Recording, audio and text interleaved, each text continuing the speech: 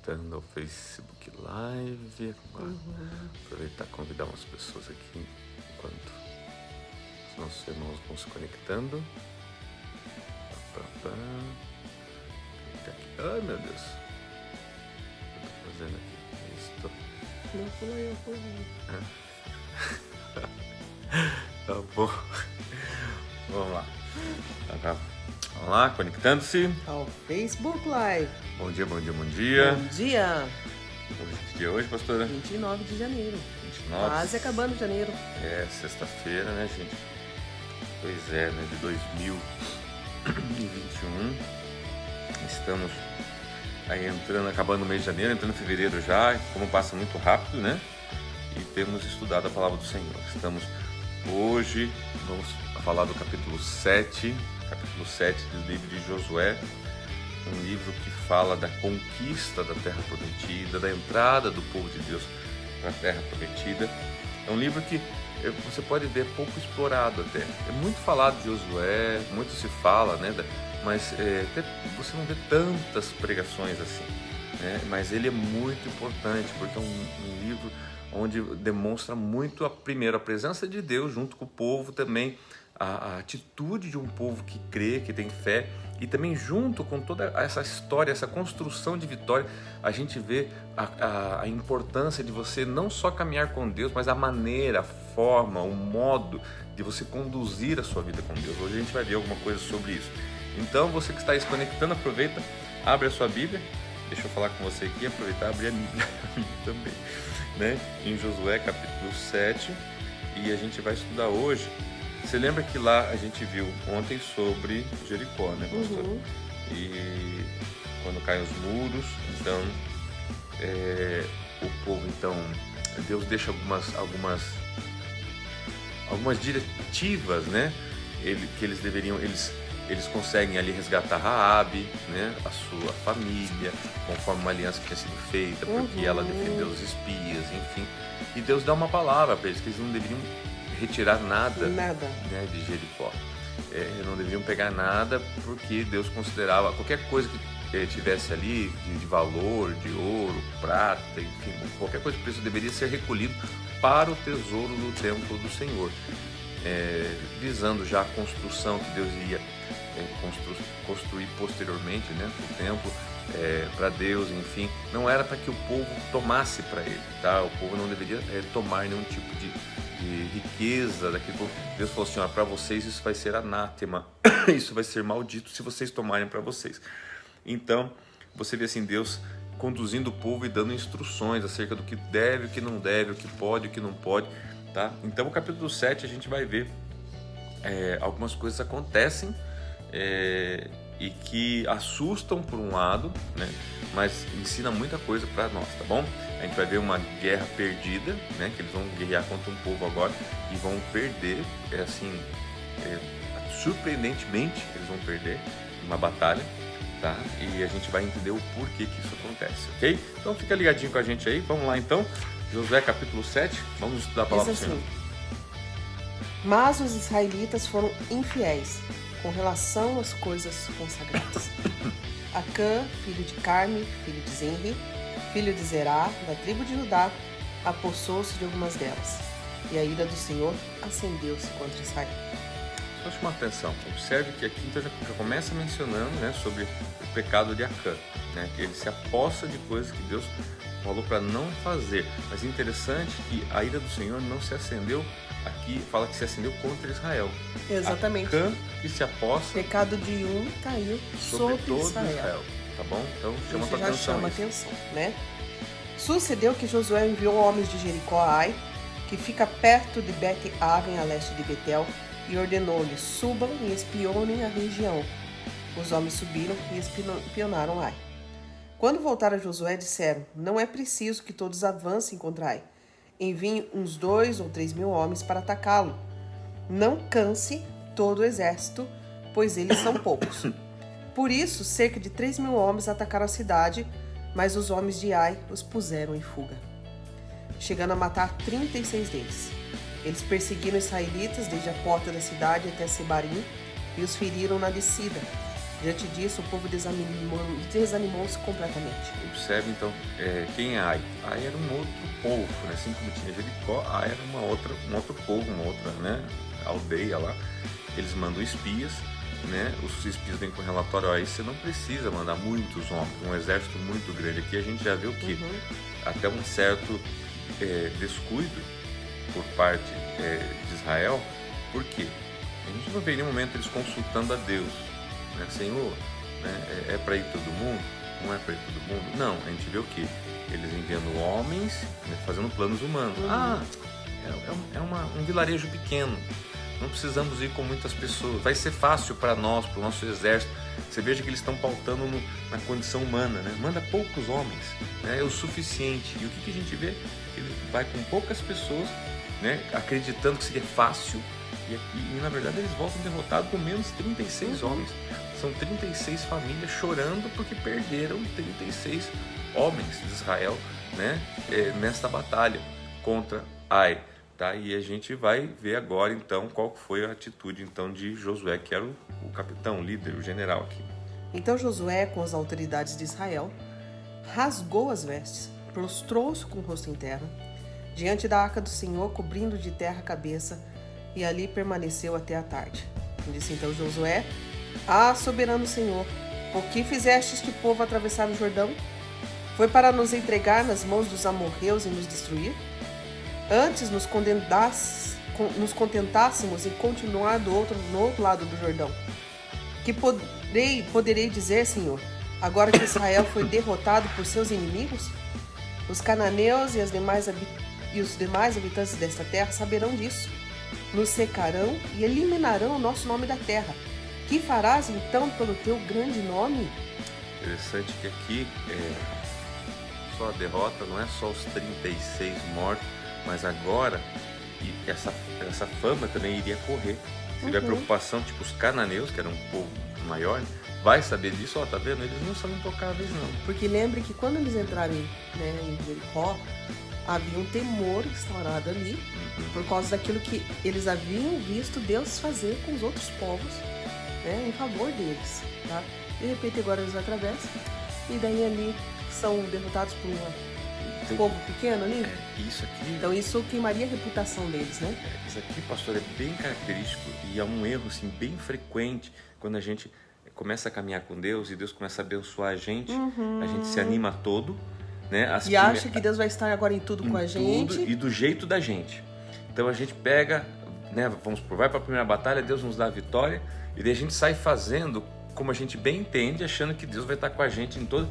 E não é isso, é o contrário. Gente, às vezes Deus dá uma demonstração de que está conosco, que nos ama, mas a gente precisa caminhar com Ele, né? Sempre assim. Caminhar em fidelidade. A nuvem dele vai na frente, a gente vai atrás e Ele vai nos dando de vitória em vitória. Por isso que tem que ser de passo em passo, Senhor, e agora?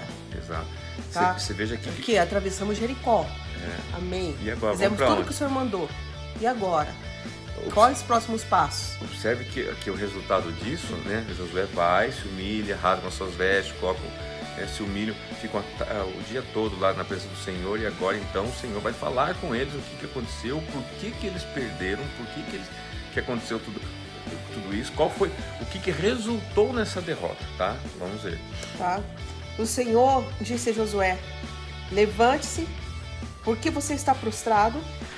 Israel pecou, violou a aliança que eu lhe ordenei, apossou-se de coisas consagradas, roubou-as, escondeu-as e as colocou juntos de seus bens. Por isso os israelitas não conseguem resistir aos inimigos. Fogem deles porque se tornaram merecedores da sua destruição. Não estarei mais com vocês, se não destruírem do meio de vocês o que foi consagrado à destruição. Então olha só que interessante, né? É bem claro, 10, né? O Senhor disse a Josué, primeiro, levante-se. Aqui, em outras versões, em alguns comentários que também eu li, disse assim, porque assim, Josué estava orando. Deus falou assim, pare de orar. Até alguns comentários falam assim, gente, você imagina Deus pedindo para alguém parar de orar? Se a Bíblia toda você vê Deus falando assim, ore, né? Ore ao Senhor teu Deus, né? Em todo tempo, não sei o que. Agora você vê Deus falando, pare de orar, né? Então, poucas vezes você vê Deus mandando alguém parar de orar. Levante-se, porque tudo isso que aconteceu é porque tem pecado.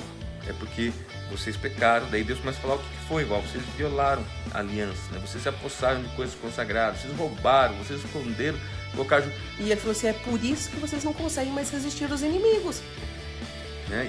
E eu não vou estar com vocês, eu não estarei com vocês. Então, gente, assim, talvez... Aí, às vezes a gente observe que um pouquinho antes, lá em alguns versículos acima, José estava reclamando, Senhor, o que aconteceu? Né? Por que o Senhor permitiu que a gente passasse então? Com quem diz, né? O Senhor permitiu que a gente passasse para não estar com a gente aqui, né? Com quem diz, cobrando até de Deus, né? Poxa Deus, né? Que negócio é esse? Foi para isso que o Senhor vai abençoar agora para a gente ser derrotado aqui? Meu amigo, o negócio é o seguinte, né? Pare de orar. A questão é o seguinte, para que isso aí, tem pecado no meio de vocês. Não sou eu, é vocês. Não sou eu, é vocês. É o que vocês fizeram, é o que vocês estão fazendo. Só que ele falou assim, ó, ele diz, não estarei mais com vocês se não destruírem do meio de vocês o que foi consagrado à destruição. Exato. Então, assim, tem coisas que o Senhor consagrou à destruição que às vezes a gente tem mantido em casa. Eu digo assim, em casa, às vezes, no seu coração. Tem que tirar. Tem que tirar, tem que limpar. E o que mais também chama atenção é o seguinte, agora aqui, Josué é pego do quê? No contrapé, porque na verdade Deus está falando de uma coisa que Deus sabe o que é, que Deus sabe do pecado de Acã, mas Josué não sabe. Não sabia. Josué não sabia do que Deus estava falando. Para Josué foi uma líder. Às vezes que você está aí cheio de razão, cobrando a Deus, mas por que aconteceu isso na minha vida? O que está acontecendo na minha família? Por que essa desgraça sobreveio? Você está bravo com Deus. Por que está acontecendo isso na minha empresa? Você não sabe. Então, assim, vale aí você orar para que o Senhor revele. Deus, o que está acontecendo? E lembre-se que um pecado de um membro da tua comunidade, tá? Toda a comunidade sofre. Você viu aqui? Acã trouxe a derrota de todo Israel. Eu vou ler, tá? Deixa eu colocar aqui. Tem famílias, tá? Que são cristãs, que estão debaixo do... presta atenção nisso, né? Sirva a Deus, coisa assim. Só que, às vezes, é conivente com o que está acontecendo dentro da sua casa. Você entendeu? Então, tipo assim, Deus olha pra você, Ele sabe que você é cristão, que você tem mantido uma vida de oração, que você ora e você se mantém... Mas, às vezes, dentro da sua casa está acontecendo coisas debaixo dos seus olhos, o qual você está ali em concordância ou fazendo vista grossa, né? Tipo assim, não vejo nada. Né? Tipo assim, então, gente, isso é saber do pecado e não dar bola pra ele. Você fala assim, mas não adianta eu falar, eles não me obedecem. Gente, mas veja bem, querido, você tem que se posicionar. Posicionar. Se eles não te obedecerem, é outra situação. Você tem que se posicionar. E aqui, pastor, tem gente que também eu já ouvi falar assim, mas pera lá, mas a salvação não é individual, né? Por que o pecado de Acã trouxe consequências para toda a congregação de Israel? Exatamente, a salvação individual. Nós não estamos falando de salvação, nós estamos falando aqui de derrota. Nós estamos falando aqui de prejuízo. Salvação individual. Agora aqui o prejuízo foi coletivo. Entendeu? A desgraça foi coletiva. Então, é isso que você precisa entender. De abrigar pecado ali. Exatamente. De abrigar pecado ali. Eu sinto que eu tô afogado aqui. Sabe aquelas casquinhas de pão que fica... Foi. Então, eu tô afogado. Isso aí, então, gente. Vamos lá. Daí ele fala o que é para se fazer. Vá, no versículo 13. Santifique o povo. Diga-lhes, santifique-se para amanhã, pois assim diz o Senhor, o Deus de Israel, há coisas consagradas à destruição no meio de vocês, ó Israel. Vocês não conseguirão resistir aos seus inimigos enquanto não as retirarem. Tá mais claro? Tem que sacar isso, tem que tirar isso do meio. De alguma forma, para isso você tem que ter revelação, você tem que saber primeiro o que é que está errado, né? Então, orar a Deus, Senhor, Deus, o que está errado na minha casa? Então, tipo assim, meu marido, então eu vou tirar meu marido de casa? Não, queridos. Mas assim, até porque o seu marido aí na sua casa, ele é o sacerdote aí, tá? Então, você vai ter que falar com Deus que está acima dele, você entendeu? E não é em concordância com aquilo que é feito de errado, tá? Agora sim, diferente sobre os seus filhos. Sobre os seus filhos, enquanto estão debaixo do seu teto, você é autoridade sobre eles. E dentro da sua casa, quem que coloca as ordens? Quem coloca as ordens aqui, pastor? Aqui em casa a gente deixa bem claro, né? O nosso filho tá até aqui do lado assistindo aqui, nós vamos mostrar ele aqui, tá ouvindo conosco aqui.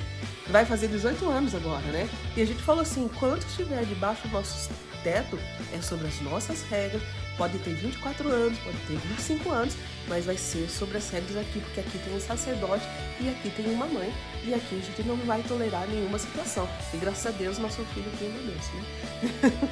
Viu, filho? E na verdade, gente, isso não é autoritarismo, isso é proteção. Proteção. Isso é amor, porque isso é fundamento bíblico, tá?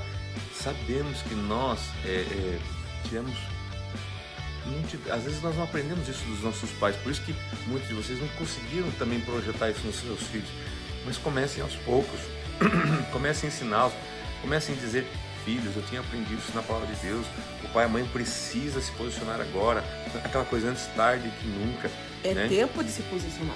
Sabe assim, eles vão chiar, eles vão se revoltar, eles vão ficar bravos com você, mas aí que tá, daí você vai ficar preocupado: puxa, mas será que não vou afastar meus filhos? Queridos, você fazendo o que Deus Tome manda, autoridade sobre sua casa.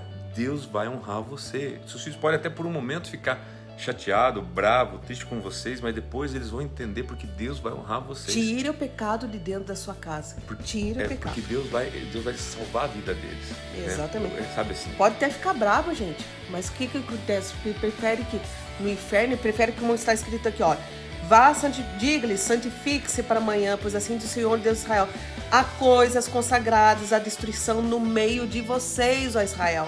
Vocês não conseguirão resistir aos seus inimigos enquanto não as retirarem, tá? E Josué, tipo assim, sem saber o que estava acontecendo. Quem dirá, então, você que sabe, às vezes, o que está acontecendo e não está fazendo nada. Pior ainda, né? Né?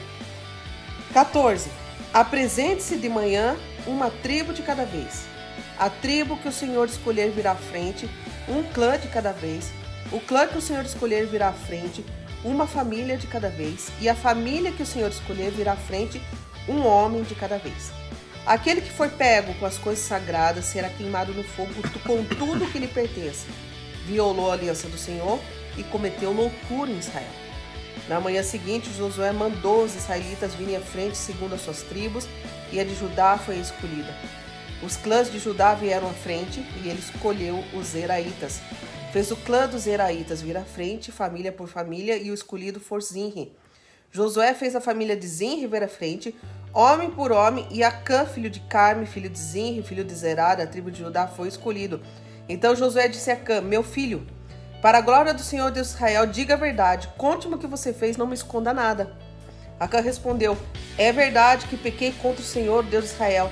O que fiz foi o seguinte: quando vi entre os despojos uma bela capa feita de Babilônia, 2 quilos e 400 gramas de prata e uma barra de ouro de 600 gramas, eu os cobicei e me apossei deles.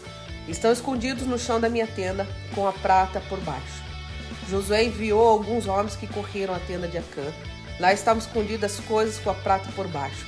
Retiraram-nas na tenda e as levaram a Josué e todos os israelitas e as puseram perante o Senhor.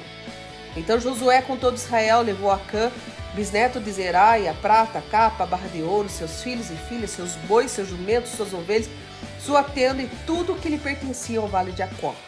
Disse Josué: por que você nos causou essa desgraça? Hoje o Senhor causará a sua desgraça. E todo Israel o apedrejou, e depois apedrejou também os seus, e queimou tudo e todos eles no fogo. Sobre Acã ergueram um grande monte de pedras que existe até hoje. Então o Senhor se afastou do fogo de sua ira. Por isso foi dado àquele lugar o nome de Vale de Acor, nome que permanece até hoje. Interessante, né, pastor? Um desfecho assim terrível aos nossos olhos. Daí pergunta, né? Puxa, mas é injusto, né? Puxa, quer dizer, Acã escondeu, mas toda a família dele pereceu, pastor? Exatamente, porque a maldição vem sobre todos, né? Agora você veja, toda a família pereceu. Agora, na verdade, toda a comunidade de Israel estava perecendo. 36 homens morreram por causa do pecado de Acã. E agora entenda o seguinte, que daqui é muito importante você entender, tem uma parte teológica aqui, que muitas pessoas que leem não vão entender. Então, para isso, precisa de um pastor para poder te explicar. A gente olhando o que Deus fez e o que Deus ordenou, a gente tem a impressão de um Deus mau, tá? Entenda o seguinte, tá? Nessa época aqui nós estamos falando do Velho Testamento, pastor. Tá? Velho Testamento era olho por olho, dente por dente, tá? Ou seja, tá? Não existia graça, favor imerecido, não existia Jesus, não existia o sangue de Jesus derramado. Então assim, ele poderia ter se arrependido, dá uma impressão que ele se arrependeu, mas não, ele se arrepende, ali ele confessa depois de descoberto, foi tirado sorte, caiu sobre ele, depois que ele foi descoberto, que ele fala assim, confesse, né? O Josué fala, confesse, homem, você fale a verdade, mas aí ele já tinha se descoberto, já tinha sido apontado para ele, ali ele fala, não, realmente peguei e tal, quer dizer, mas isso não é arrependimento, tá? Ele ficou quieto até que foi descoberto, então por isso que ele foi pego, foi condenado e foi morto, porque naquela época era lei, queridos, tá? Então precisava ser feito isso.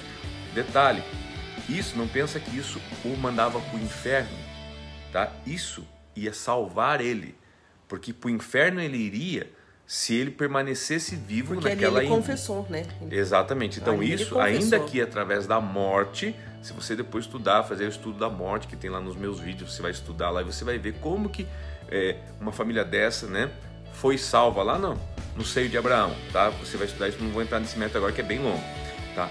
Diferente do Novo Testamento agora, ok? Talvez se fosse isso hoje, Deus não mandaria matar de forma alguma, ia se permanecer vivo. Mas talvez essas pessoas, se não mudassem o seu caráter, né, no seu último dia de vida fosse para o inferno, se não mudasse o seu caráter, tá? A sua vida. E é claro que ele também serviu exemplo para todos os outros, né? Sem dúvida, isso trouxe temor, né? Tremor, para ver o quão sério é isso. Não, né? Abrigue em pecado debaixo da sua tenda, e você viu debaixo da sua casa. O que houve nele?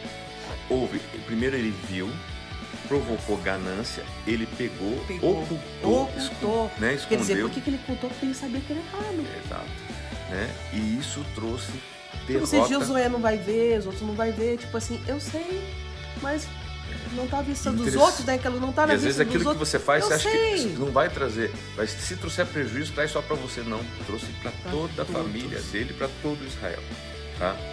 Então, queridos, muito importante. Sabe o que me preocupa, gente? Me preocupa assim. Hoje, às vezes, o que acontece? Porque todos nós somos falhos, somos passíveis de falhas, tá? Então, assim, é muito provável que eu tenha falhas na minha vida, na minha concepção da minha casa, da minha família e você também.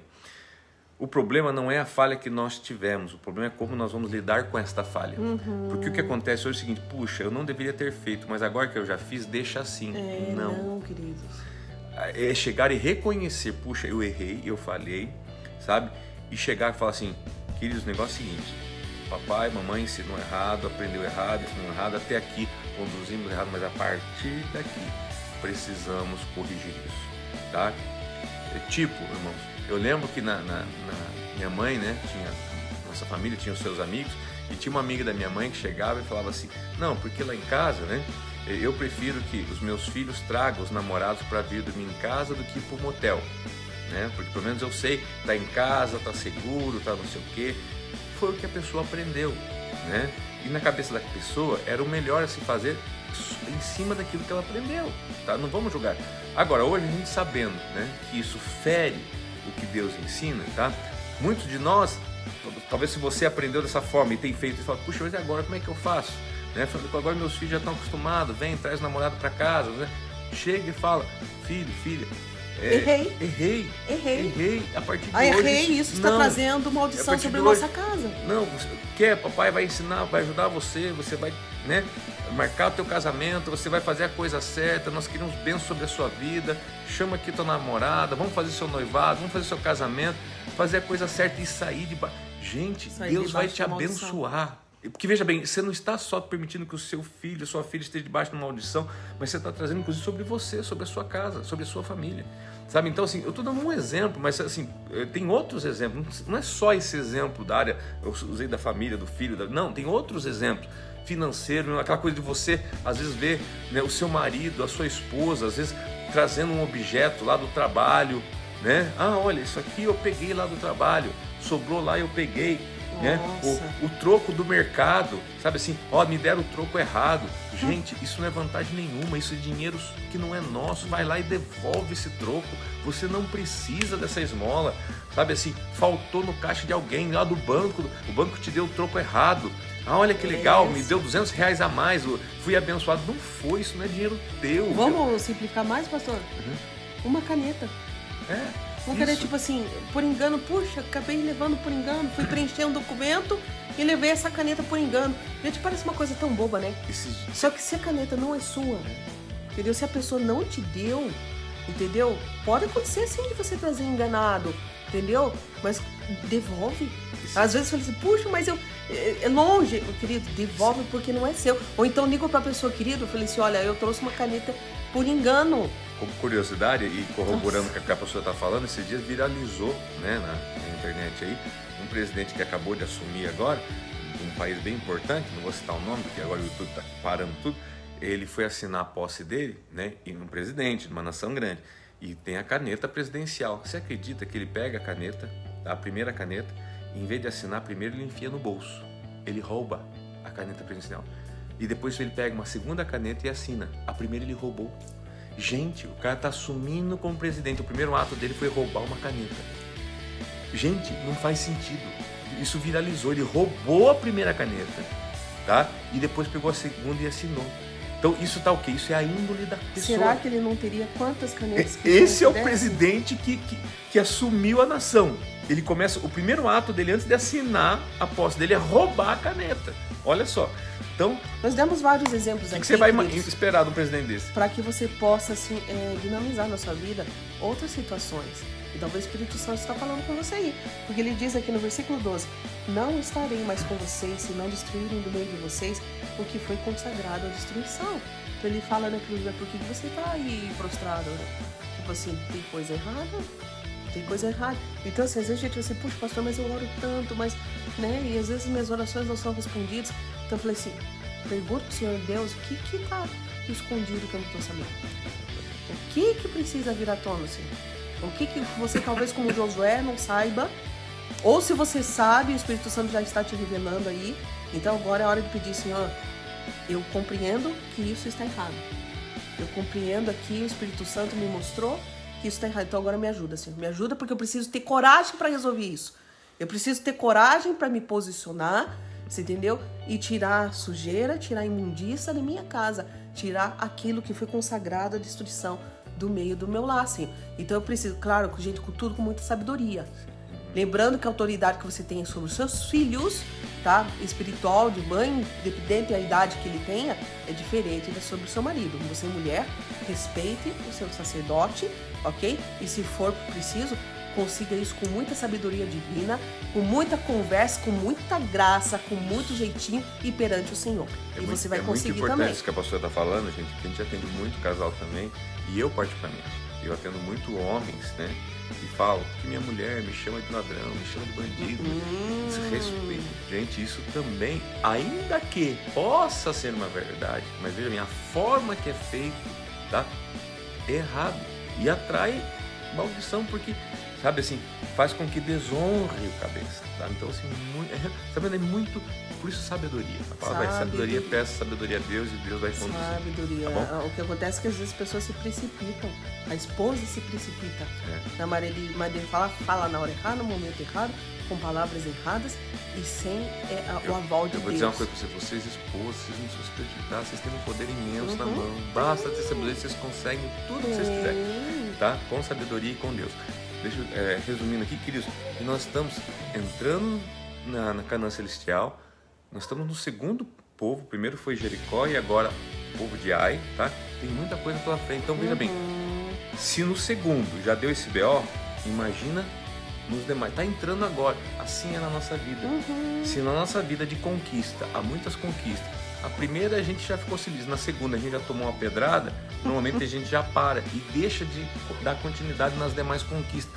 Isso que acontece em muitas pessoas, param na segunda batalha e a sua vida cessa ali. E é isso que Deus não quer, e é isso que eu quero que você continue com a gente, estudando para Josué. Cada batalha sua, Deus vai ter uma orientação. Mas é como ele diz aqui, santifique-se. Santifique-se. Isso aí, queridos. Vamos lá então? Vamos lá. Rapidamente aqui.